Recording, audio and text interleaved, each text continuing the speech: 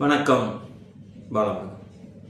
ஃப்ராடுக ஃபுல்லாக ஒன்று சேர்ந்து யூனிவர்சிட்டி வச்சு நடத்தியிருக்காங்க. எங்கே அப்படிங்கிறத பார்க்கலாம்.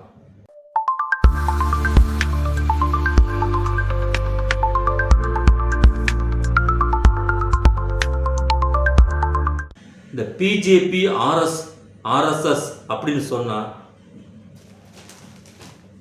இந்த பிஜேபி ஆர்எஸ்எஸ் அப்படின்னு சொன்னா அப்படியே பாலாரும் தேனாரும் ஊத்தி ஒழுகும், ஒழுக்கத்திலையும் நேர்மையிலும் அப்படி நாங்க சிறந்தவங்க அப்படி இப்படின்னு வாய் ஜம்பு அடிச்சிட்டு இருக்காங்க. பார்த்தீங்கல்ல, அவங்க ஊர்ல தான் என்னென்ன நடக்கக்கூடாதோ அத்தனையுமே நடக்கும். அப்படி டெல்லியில இவங்க ஒரு 15 வருஷம் உட்காந்து டேரா போட்டுட்டு இருக்காங்க. அங்க இவனுக்கு வச்சு நடத்திருக்கக்கூடிய விஷயம் என்ன கேட்டீங்கன்னா, போலி பிராடு யூனிவர்சிட்டி வச்சு நடத்திட்டு இருக்காங்க. இது குஜராத் மாடல் சொல்லி இங்க இருக்கக்கூடிய திராவிட மாடல நக்கலும் நையாட்டியும் கிண்டலும் கேலியும் பண்ணிட்டு இருக்கிறவங்க ஊர்ல தனியா ஒருத்தர் கோர்ட்டே வச்சு நடத்தினான். இன்னும் என்னென்னலாம் நடத்துறாங்கிறது ஊர் உலகத்துக்கே தெரியும். இப்ப இவனுங்க போலி யூனிவர்சிட்டி வச்சு நடத்திருக்காங்கன்னு சொல்லி அந்த பிஜேபி ஆர்எஸ்எஸ்க்கு சொம்படிக்கக்கூடிய ஒரு பிரிவா மாறி இருக்கக்கூடிய இந்த யூஜிசியே இவனுங்களுடைய கேடுகட்ட வேலையை அம்பலப்படுத்தியிருக்கு. அது என்னங்கிறதையும் பார்ப்போம். நாடு முழுக்க 22 போலி பல்கலைக்கழகங்கள் இருக்கு அப்படின்னு சொல்லி யூஜிசி ஒரு குண்டை தூக்கி போட்டிருக்கு. அது என்னன்னு கேட்டீங்கன்னா, 2025ஆம் ஆண்டு பட்டியலின்படி தலைநகர் டில்லியில் தான் மிக அதிகமான போலி யூனிவர்சிட்டி இருக்கின்றது. தலைநகர் டில்லியில இப்ப யாரும் இருக்கா? ஒரு ரேகா குப்தான் ஒரு லேடி ஒன்று உட்காந்துக்கிட்டு அது என்னென்ன கேடுகட்ட வார்த்தைகளை சொல்ல முடியுமோ அத்தனையும் சொல்லிட்டு நாலொரு செருப்படியும் பொழுது செருப்படியும் அந்த லேடி வாங்கிட்டு இருக்கு. கொஞ்சம் கூட அவங்களுக்கு உரைக்காது. இப்படி இருக்கக்கூடிய சூழ்நிலையில அந்த புது டெல்லியில இருக்கக்கூடிய பிராடு யூனிவர்சிட்டி என்னங்கிறத பாருங்க. அகில இந்திய பொது மற்றும் உடல் கல்வி அறிவியல் நிறுவனம் இஷ்டத்துக்கு போடுவாங்க. எங்க இருக்குன்னு கேட்டீங்கன்னா அலிப்பூர்ல. அதே மாதிரி வணிக பல்கலைக்கழகம் தாரியாகஞ்ச்ல, யுனைடெட் நாடுகள் பல்கலைக்கழகம் இஷ்டத்துக்கு பேரு. அதே மாதிரி வொகேஷனல் பல்கலைக்கழகம், அதுக்கப்புறமேட்டுக்கு ஏடிஆர் மத்திய நீதித்துறை பல்கலைக்கழகம். இது எங்க இருக்கு பாருங்க, ராஜேந்திரா பிளேஸ்ல. இந்திய அறிவியல் மற்றும் பொறியியல் கல்வி நிறுவனம், ஏதாவது அடிச்சு விட்டுக்க வேண்டியது. விஸ்வகர்மா சுய தொழில் திறந்த வெளி பல்கலைக்கழகம், சஞ்சய் என்க்ரோ. ஆன்மீக பல்கலைக்கழகம் ரோஹிணி. ஐக்கிய நாடுகள் சபையின் உலக அமைதி பல்கலைக்கழகம் பிதாம்புரால. மேலாண்மை மற்றும் பொறியியல் நிறுவனம் கோக்ரா முராக்பூர்ல இருக்கு. போலி பல்கலைக்கழகத்துடைய பட்டியல் 2ஆம் இடத்துல யார் இருக்குன்னு கேட்டீங்கன்னா இந்த மொட்டையன் கவர்மெண்ட் தான் இருக்கு. அங்க இருக்கக்கூடிய போலி பல்கலைக்கழகத்தோட லிஸ்ட பாருங்க. காந்தி ஹிந்தி வித்யா பீடம், எவன் வேணாலும் அங்க என்னத்தை வேணாலும் நடத்திக்கலாம் போல இருக்கு. எங்க இருக்கு? பிரக்யாராஜ், இந்த அகமதாபாத்ங்கிறத மாத்தி வச்சுட்டாங்க பார்த்தீங்கல்ல அங்க. நேதாஜி சுபாஷ் சந்திர போஸ் திறந்த வெளி பல்கலைக்கழகம் அலிகார். பாரதிய ஷிஷா பர்ஷித் பாரத் பவன் மத்தியாபுரி லக்னோல இருக்கு. மகாமகயா தொழில்நுட்ப பல்கலைக்கழகம் மகாமயாவா நொய்டா. அடுத்து இந்த ஆந்திரா இருக்கு பாத்தீங்களா, இந்த ஆந்திரா எப்பவுமே பிஜேபிக்கு சொம்படிக்கிறதுல நீயா அல்லது நானா அப்படின்னு போட்டி போட்டுட்டு சொம்படிக்கிறாங்க பாத்தீங்களா இந்த ஆந்திரா. அங்க இருக்கக்கூடியதை பாருங்க, கிறிஸ்து புதிய ஏற்பாடு நிகர்நிலை பல்கலைக்கழகம் குண்டூர். அதே மாதிரி இந்திய பைபிள் திறந்த வழி பல்கலைக்கழகம் வைசாக்.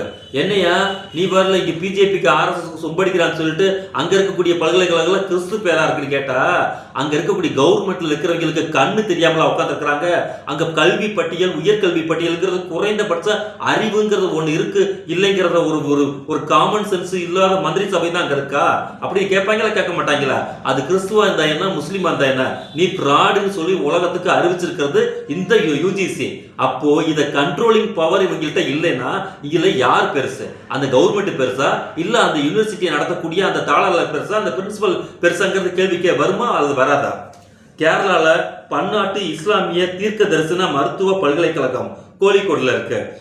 செயின்ட் ஜான்ஸ் பல்கலைக்கழக கிஷன் நட்டாம்ல இருக்கு. வெஸ்ட் பெங்கால்ல இந்திய மாற்று மருத்துவ அறிவியல் பல்கலைக்கழகம் கொல்கட்டால. இந்திய மாற்று மருத்துவ அறிவியல் மற்றும் ஆராய்ச்சி பல்கலைக்கழகம் தாகூர்பூர்ல இருக்கு. மகாராஷ்டிரால ராஜா அரபிக் பல்கலைக்கழகம் நாக்பூர்.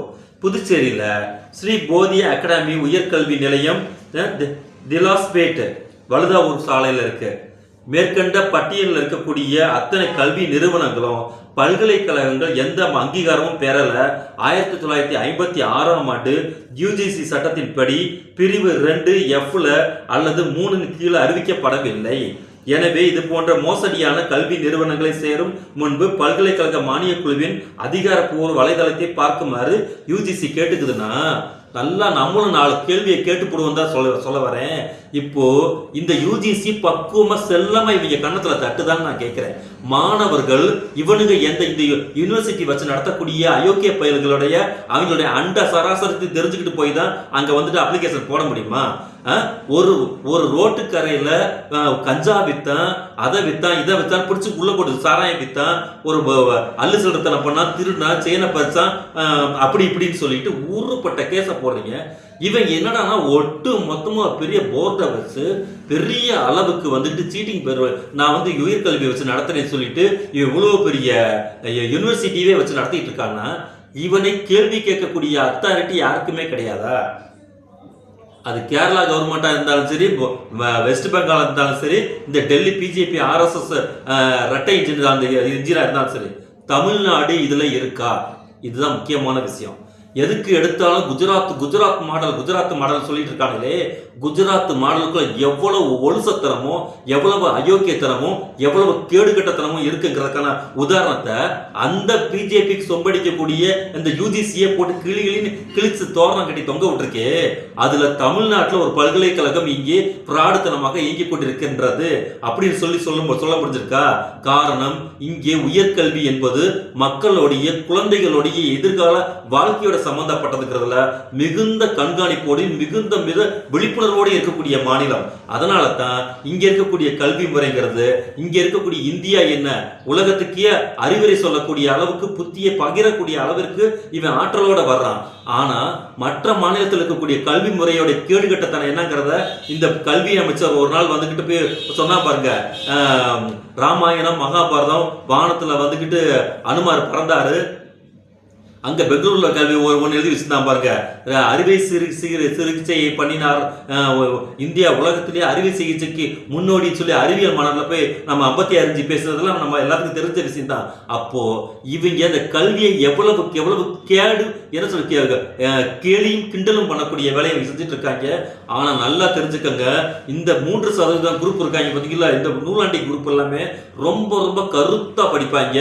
படிச்சுட்டு அந்த பாடத்தை மனனம் பண்ணிட்டு இந்த மார்க் பேசிக்ஸ்ல அவனுங்களுக்கு இருக்கக்கூடிய அனைத்து வசதிகளையும் IIT அந்த IIM இந்த மாதிரி இடங்களுக்குலாம் ஓடி போய் உட்காந்துக்கிட்டு, இது இல்லாம 10% EWS விஷயத்துக்குள்ள போய் உட்காந்துக்கிட்டு நல்ல சுகபோகமான வாழ்க்கையை வாழ்வதற்கான வேலையை குறுக்கு சொத்துல போய் உட்கார மாதிரி உட்காந்துக்குவானுங்க. ஆனா நம்ம ஆளுக்கு தட்டி தவறி ஏதாவது படிச்சுட்டு வந்தானா, இந்த கேட்டுக்கு முன்னாடி ஒரு என்ட்ரன்ஸ் எக்ஸாம், அடுத்த கேட்ல இருந்து ஒரு நெக்ஸ்ட்னு சொல்லி நம்மளை போட்டு வாட்டி உள்ளேயே நுழைய விடாத அளவுக்கு தெளிவா செஞ்சிருவாங்க. இது இல்லாம உனக்கு என்னென்ன வகையில நீ உள்ள வரியோ அந்தந்த வகையில எல்லாம் உனக்கு ஆப்படிக்கக்கூடிய வேலையை நான் தெளிவா செய்யறேன்னு சொல்லி நம்ம ஆளுங்க சுத்தமா படிக்க விடக்கூடாதுங்கிற லெவல்ல இவனுக்கு ஒரு வேலையை செஞ்சுட்டு, இங்க இருக்கக்கூடிய இந்த பிஜேபி பார்த்தீங்கன்னா இந்த பார்ப்பன பனியா கும்பல், இந்த கார்பரேட் கும்பல்லாம் என்ன பண்றாங்கன்னு கேட்டீங்கன்னா, இந்த போலி பல்கலைக்கழகம் வச்சு நடத்துவதற்கு இருக்கக்கூடிய அந்த ரெகக்னைசிங் இருக்கு பார்த்தீங்கன்னா, இத்தனை வருஷம் வச்சு நடத்திட்டு இருக்கானா, இவனை கேள்வி கேட்கக்கூடிய அந்த தில்லும் அந்த திராணியும் உங்ககிட்ட இருக்கா அல்லது இல்லையா தானே கேட்பாங்க. போலி பல்கலைக்கழகம் இருக்குன்னு சொல்லி இங்க திருட்டு பயல்கள்லாம் இங்க நிறைய பேர் இருக்காங்க. அவனை பார்த்து நடந்துக்குங்க மக்கள்னா, திருடனா நீ பிடிப்பியா பிடிக்க மாட்டியா? இதுதான் முக்கியமான விஷயம். ஆனா அறிவிப்பு வந்துகிட்டு திருடன் இருக்கான்னு நீ சொல்லிட்ட, மாணவர்கள் திருடங்களோட கையில பத்திரமா சிக்காம பாத்துக்குங்கன்னா, இந்த மாதிரி ஒரு வினோதமான ஒரு கேடுகட்டத்தனமான ஒரு விளம்பரத்தை இந்த உலகத்துல எவனும் பார்க்க முடியாது. ஒரு நாட்டில் ஒரு பிரச்சனை இருக்கு, இங்க சீட்டிங் பெறுவழி நிறைய பேர் இருக்காங்க, அவங்களை பிடிச்சி நாங்கள் அரெஸ்ட் பண்ணிட்டோம், மறுபடியும் எவனும் சீட்டிங் பண்றதுக்கான வேலையை எவனும் செய்வதற்கான சூழ்நிலை உருவாகிடக்கூடாது. அதனால நீங்க வந்து படிக்கிறீங்களா, ரொம்ப விழிப்புணர்வோடு இருங்க, இதெல்லாம் செக் பண்ணிட்டு போய் அட்மிஷன் போடுங்கன்னு சொன்னா அதுல ஒரு நியாயம் இருக்கு. ஆனா இவை ஃபுல்லா அப்படியே இருப்பானா, நான் செல்லாம இவன் கண்ணத்தில் தட்டுற மாதிரி தட்டுவானா, அவன் அழுகிற மாதிரி அழுகுவானா, நம்மாலும் பார்த்து செய்யணுமா, நம்மால் பார்த்து நடந்துக்கணுமா? எப்படி இருக்குது கதை? இவங்களுடைய யோக்கியதை எந்த அளவுக்கு இருக்குங்கிறதுக்கான ஒரு சிரிச்ச விஷயம் தான் இன்னைக்கு யுஜிசி வெளியிட்டு இருக்கக்கூடிய இந்த பிராடுகாரங்க நடத்தக்கூடிய பல்கலைக்கழகம். இன்னும் நீங்க என்னென்னலாம் பண்றீங்களோ பண்ணுங்க, தமிழ்நாடு தனித்து நிற்கும், தமிழ்நாடு அதோட கல்வியில உயர்ந்து நிற்குங்கிறதுக்கு இங்க திராவிட மாடல் கொடுத்திருக்கக்கூடிய விழிப்புணர்வு இன்னும் பல நூறு வருஷங்களுக்கு தொடர்ச்சியா நாங்கள் பேசவும் வைத்துக் கொண்டே இருப்போம்.